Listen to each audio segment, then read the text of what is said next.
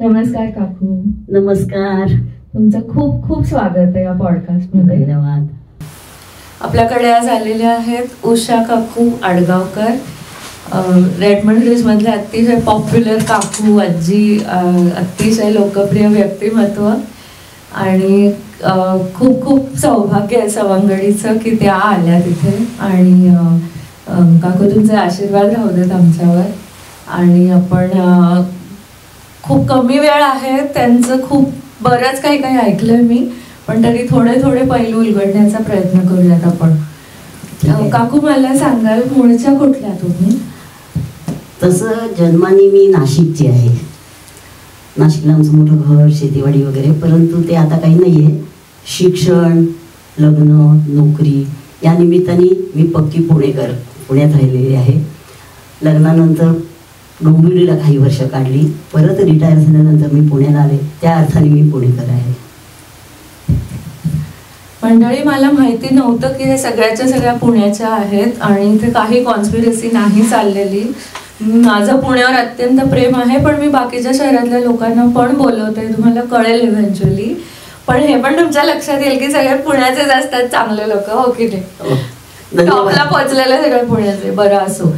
तर तुम्ही शिक्षिका म्हणून रिटायर झालात का? थोडं सांगाल का त्याबद्दल? हा, म्हणजे मी MSc स्टॅटिस्टिक्स आहे. तर स्टॅटिस्टिक्स पुणे युनिव्हर्सिटीमध्ये नव्याने सुरू झालेला विषय होता आणि मला नक्की खात्रीशीर माहिती नाही, पण पहिल्या 1-2 ज्या बायका MSc ला स्टॅटिस्टिक्स घेऊन झाल्यात, म्हणजे मिसेस सुखात्मे वगैरेच्या नंतर तिथेच माझा नंबर असेल इतका तो विषय नवीन होता. आणि स्टॅटिस्टिक्समध्ये काही करिअर करायची आहे म्हणून मी घेतलं नाही. मागच्या वर्षात पास झालं म्हणून पुढच्या वर्षात गेलं, हे जितकं स्वाभाविकपणे होत जातं तसं मी स्टॅटिस्टिक्स घेतलं. आणि शिक्षण पूर्ण होण्याच्या आधीच मला कॉलेजने थोडंसं काम देऊन फेलोशिप सर्व करून नोकरी लागून मी त्या प्रवाहात सापडले गेले. त्यामुळे SP कॉलेजमध्ये काही दिवस, फर्ग्युसनमध्ये काही दिवस मी प्राध्यापिका म्हणून होते. नंतर डोंबिवली कॉलेजमध्ये काही वर्ष नोकरी करून नंतर रिटायर झाले. कमाल, फारच अकॅडमिकली स्ट्रॉंग अशी तुमची माहिती आहे. तुम्हाला, इफ यू डोंट माइंड, तुमचं वय 85च्या वर आहे का? 86 आहे. अरे बापरे. सो समस्त रेडमंडच्या मनात उठलेला एकच प्रश्न आज मी त्यांना विचारणार आहे की तुमच्या फिटनेसचं, तुम्ही इतक्या ज्या आहात एकदम काटक, त्याचं रहस्य आम्हाला प्लीज सांगा. अगं, रहस्य वगैरे काही नाही.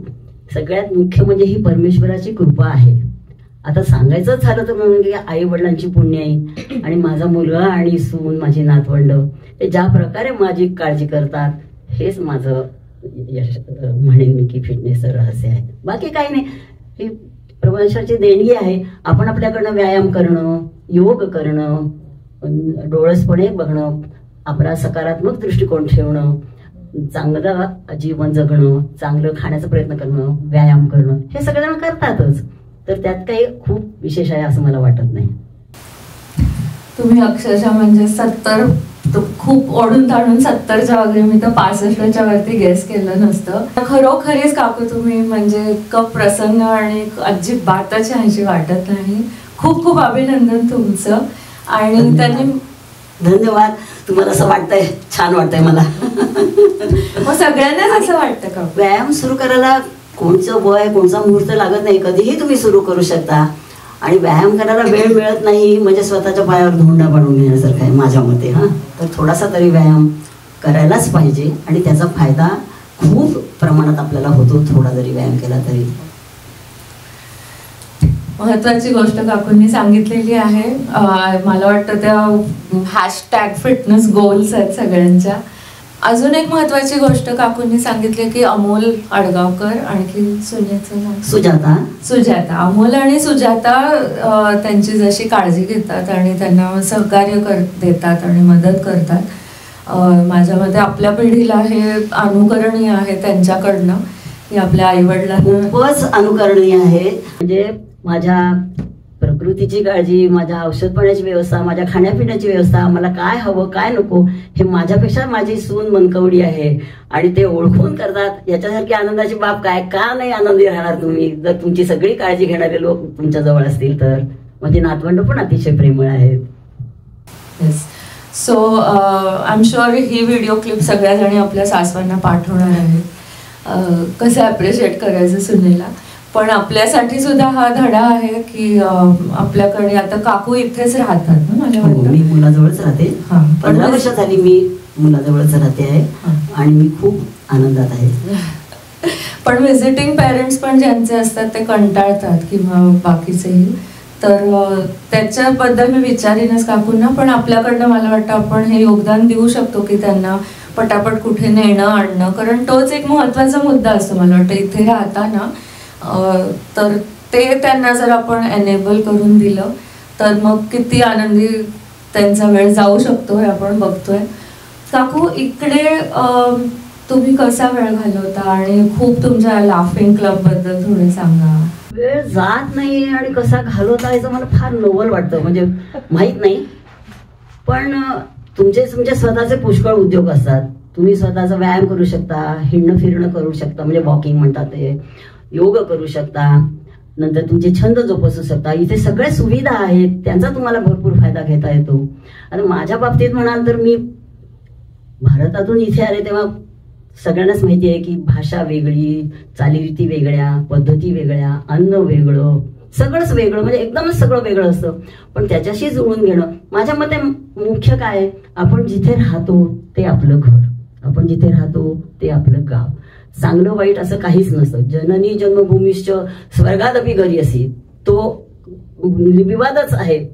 पण जिथे आपण राहतो ते आपलं घर, तिथे आपण आनंदात राहिलं पाहिजे. त्या दृष्टीने आपण आपलं क्षेत्र निर्माण केलं पाहिजे. आपल्या मैत्रिणी, आपलं समाज, आपल्या गोष्टी करणं हेच महत्वाचं नाहीये का, असं मला वाटतं. त्यामुळे वेळ जाण्याचा प्रश्न मला कधी पडला नाही. आणखीन एक मला सांगायला आवडेल की मी लाफ्टर क्लब चालवते म्हणण्यापेक्षा करते. बरेच दिवस भारतात असल्यापासून, इंडियात असल्यापासून मी त्याची आहे सभासद. तर त्याचे खूप फायदे आहेत माझ्या मते.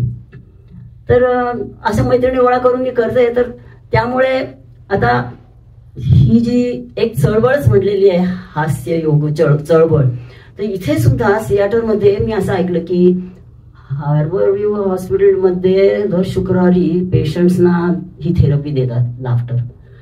तर मनुष्य प्राणी हा एक असा प्राणी आहे की ज्याला हास्याचं वरदान आहे. बाकी कोणी हसू शकत नाही आणि त्याचे भरपूर फायदे आहेत. तुमचं ब्लड प्रेशर कमी होतं, तुमच्या नर्व्स काम डाऊन होतात, तुमचं डिसिजन मेकिंग म्हणजे तुम्हाला निर्णय चांगले घेता येतात. म्हणजे ह्या सासवांच्या सुना मला सांगतात की आमच्या सासूबाई हल्ली खूप आनंदी असतात आणि छान राहतात. मला वाटतं हे मला एक प्रकारचं सर्टिफिकेटच मिळतं आणि त्यामुळे माझा उत्साह आणखीन वाढतो. आणि शिवाय गंमत म्हणजे इथे कुठेही पैसा नाही, फुकट मिळणारी गोष्ट आहे ही. त्यामुळे माझा त्याच्यावरती फार भरोसा आहे आणि आम्ही लाफ्टर जवळजवळ रोज करतो आणि त्याचा सगळ्यांना फायदा होतो असं मला वाटतं. खूपच वेगळी बाजू सांगितली तुम्ही की हसण्याने छान वाटतं, आपल्या सगळ्यांनाच माहिती असतं. पण हेल्थ रिलेटेड ज्या आपल्या स्वास्थ्यावर होणारे चांगले परिणाम आहेत ते काकूंनी सांगितले आपल्याला. काकू अजून नृत्य किंवा गाणी बसवून घेणे म्हणजे सांस्कृतिक रेडमंड रिजच्या कार्यक्रमातही मी खूप नाव ऐकलंय तुमचं, खूप तुम्ही बसवून घेता. त्याच्याबद्दल योगा पण सर्टिफाईड टीचर आहे अशातला भाग नाही, किंवा नृत्य कुठे शिकले अशातला भाग नाही. पण ह्या गोष्टीची लहानपणापासूनच मला आवड आहे. आणि दुनिया झुकती आहे, झुकाना वाला चाहिए. इथे सगळ्यांच्या मनात कुठेतरी कल्पना असते की काहीतरी आपण करावं. तर मी त्यांना गोळा करते. अमेरिकेत स्टेजवरती जायला मिळालं ह्याचाच त्यांना आनंद वाटतो. खूप चांगलं करतो आणि चांगलं गाता येतं, चांगलं करता येतं असं कुणीही नाही. आमच्यापैकी कोणालाही ड्रायव्हिंग येत नाही, कोणालाही नाच येत नाही, कोणाला गाणं येत नाही. पण काहीतरी करून त्यांना मी जास्त मन रमवायचा प्रयत्न करते. नाहीतर ते त्यांच्या मुलांकडे तक्रारी करतात की आम्हाला कंटाळा आला, आम्हाला इथं काही समजत नाही, आमची तिकीट काढून आम्ही परत जातो. तर मी त्यांना कधी समजावते की इतका खर्च करून तुम्हाला मुलांनी इथे बोलवलेलं आहे, तर तुम्ही त्यांना असं म्हणायचं नाही. तुम्ही स्वतःचे मार्ग शोधून काढा, तुमचं मन रिझवा. आणि मग ते त्यांना आवडतं आणि मग त्या पण मला सहकार्य करतात. त्यांच्यामुळे मी काहीतरी करू शकते. म्हणजे खूप काही करते असं मला वाटत नाही, पण आमचा वेळ आम्ही चांगला घालवतो. स्वांताय सुखाय म्हटलं तरी हरकत नाही. येस, नक्कीच ही बाब महत्वाची आहे. जसं आपण म्हटलं की मुलांनी पालकांना सहकार्य केलं पाहिजे, तसं माझे स्वतःचे आई वडील आणि माझे सासू सासरे सुद्धा मी बघितलं वाचनाची चौघांनाही आवड आहे. त्यांचं वाचतात, क्वचित कधी त्या भारतीय सिरियल्स बघतात, सिनेमे बघतात टीव्हीवर किंवा असं कोडी सोडवतात आणि असं सगळं. सो पालकांनी सुद्धा स्वतःचं मन रमवण्याचे थोडेफार ॲव्हेन्यूज धुंडाळले पाहिजेत असं मला वाटतं. काकू, या मला असं लक्षात येतं या सगळ्यावरनं की समाजाला घेऊन चालावं किंवा म्हणजे मोठे शब्द आहेत पण आजूबाजूच्या लोकांना कम्युनिटीमध्ये मिळून काहीतरी करावं, किंवा ही ओढ तुम्हाला कशी आहे किंवा याच्या मागचा तुमचा काय विचार आहे? अगं हा असा प्रश्न म्हटला ना तर थोडासा वैयक्तिक आहे. कित्येक लोकांना एकटंच आवडतं, एकटंच सिनेमाला गेलो, एकटंच ट्रिपला गेलो, छान वाटतं एकटंच. त्याचा माझा विरुद्ध स्वभाव आहे. मला जेवायला नाही मिळालं तरी चालेल, 4 गप्पा मारायला मिळालं तर मला जास्त आनंद होतो. त्यामुळे मी नेहमी शोधात असते. आणि मैत्री व्हायला काय, समानशील व्यसनेषु सक्षम, पण इथे ही गरज आहे. आलेल्या बायकांनाही काही दुसरं समजत नाही, सुधरत नाही, नियम माहिती नसतात इथले, तर त्यांना माझा आधार वाटतो. म्हणजे मी त्यातल्या त्यात मला जेवढं समजतंय येतंय तेवढं मी बसची सिस्टीम कशी आहे, लायब्ररीची सिस्टीम कशी आहे सांगायचा प्रयत्न करते. असं आहे, बाकी काही नाही. ही पण माहिती खूप महत्वाची असते काकू, कारण एस्पेशली महिला मी बघते की ज्या थोड्या वयस्कर असतात त्यांना थोडं लाज वाटते किंवा हेजिटेट होतात, पटकन विचारायला सुद्धा धजावत नाही. तर ही खूप महत्वाची मदत तुम्ही करता.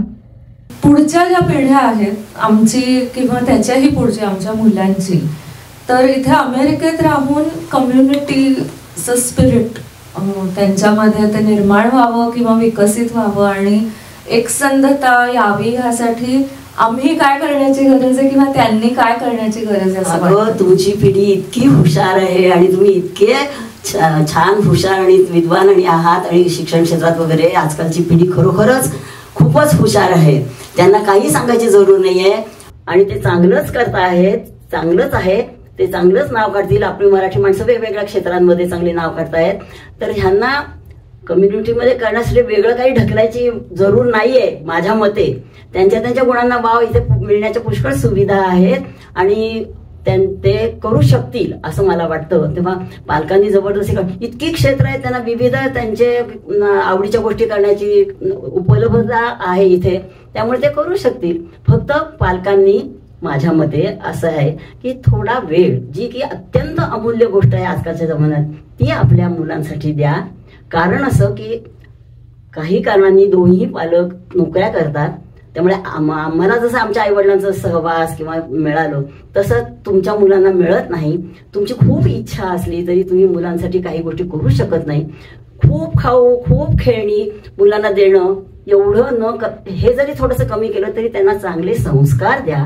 ते माझ्या दृष्टीने जास्त महत्वाचं आहे. थोडा वेळ त्यांना द्या. बुजुर्ग माणसांना आदराने कसं वागावं ह्याचा धडा द्या, तुमच्या कृतीतनं द्या, म्हणजे मग आपोआप सगळं होईल असं मला वाटतं. खूप महत्वाचा मुद्दा मला वाटतं सांगितलाय काकूंनी की एकतर पहिली गोष्ट म्हणजे त्यांनी सांगितलं की वेळ देणं जास्त महत्वाचं आहे. पैशांनी ज्या विकत घेता येतात वस्तू, खाणं आणि खेळणी, त्याच्यापेक्षा वेळ हा आपल्या सगळ्यांना माहिती ना विकत घेता येतो ना देता येतो, गेलेला ना परत येऊ शकतो. सो वेळ देणं महत्वाचं आहे, ही गोष्ट त्यांनी सांगितली महत्वाची. आणि दुसरं त्यांनी सांगितलं की स्वतःच्या वागण्यामधनं त्यांना मुलांना आदर्श घालून द्यावा. तर मला पण असंच वाटतं आणि माझाही अनुभव थोडाफार संस्था चालवताना असाच येतो. थोडंसं नव्या पिढीचं मला असं वाटतं की त्यांना असं वाटतं की कुणीतरी त्यांना शिकवावं, क्लासेसमध्ये सोडा आणि त्यांनी शिकून घरी यावं आयतं म्हणजे. तर त्याच्यापेक्षा हे पण मी खूप वेळा बघते की कोणी जसं तुम्ही म्हणलात बुजुर्ग व्यक्ती आल्या तर ते उभे असतात आणि मुलाच्या मागे लागतात, पड पाया पड पाया पड. तर सोपी गोष्ट ही आहे की स्वतः पाया पडलं 4 लोकांच्या. मुलं नक्कल करतात मोठ्या माणसांची. आता सारखा टीव्ही बघतो, अरे तुम्ही पुस्तक वाचलं, तुम्ही खेळ खेळला, तुम्ही बाहेर गेला, तुम्ही निसर्गामध्ये रमलात, तर मुलं आपोआप तुमची पद्धत काय आहे ती फॉलो करायचा प्रयत्न करतात. म्हणून ही जबाबदारी आपली येते असं मला वाटतं. अजून एक महत्वाचा मुद्दा काकूंनी सांगितलाय, आपले हा पॉडकास्ट सोशल मीडियावर येणार असला तरीही त्यांनी सांगितलेलं आहे की इन जनरल सोशल मीडिया काय, टीव्ही काय, आपण स्वतःहूनच कमी मुलांसमोर कमी ते केलं, बघितलं की मुलं सुद्धा आपोआप तसंच आपलं अनुकरण करतील. बरोबर, अगदी बरोबर आहे, असं माझं मत आहे. ते माझं मत सगळ्यांचं मत असेल अशी शक्यता नाही, पण तुम्ही विचारताय तेव्हा मला अत्यंत सांगायला असं छान वाटतंय की असं असावं. एवढ्या उत्तरात सुद्धा काकूंनी आपल्याला दाखवून दिलं की किती ओपन माइंडेड आहेत त्या. खरं त्यांच्या पिढीचे लोक फार असे ब्लॅक अँड व्हाईट मध्ये विचार करतात की हेच चांगलं हेच वाईट, पण त्या म्हणल्या की असं मला वाटतं. हे पण मला वाटतं खूप महत्वाची गोष्ट आणि अनुकरणीय आहे की माझं मत असं आहे पण दुसऱ्याचं वेगळं असू शकतं. Respecting each others opinions. आणि काकू स्वतःच्या वागण्यानं दाखवून देत आहेत किती शिकावं किती कमी आहे म्हणजे तुमच्याकडनं. काकू खूप छान वाटलं तुम्ही आलात म्हणून. अजून तुम्हाला काही सांगायला किंवा नव्या पिढीला म्हणा इन जनरल काही सांगायला आवडेल का? अगं असा उपदेश कुणाला आवडत नसतो सांगितलेला, पण आता तू विचारतेस तर हेच मी सांगते की आता सगळं अनुकूल आहे. काय आहे की बाहेरच्या जगात खूप प्रॉब्लेम्स आहेत, म्हणजे लढाया म्हणा, मारामाऱ्या म्हणा किंवा इतर वाईट गोष्टी चालू आहेत. हे सगळे संघर्ष घरातले कमी व्हावेत, म्हणजे घरात तरी आपण जास्तीत जास्त रागवायचं नाही, जास्त ताणाताणी करायची नाही, समजून घ्यायचं एकमेकांना, थोडं सहनशील व्हायचं, थोडं क्षमाशील व्हायचं. ते करताच आहात तुम्ही, त्याच्यात काय सांगत तुम्हाला.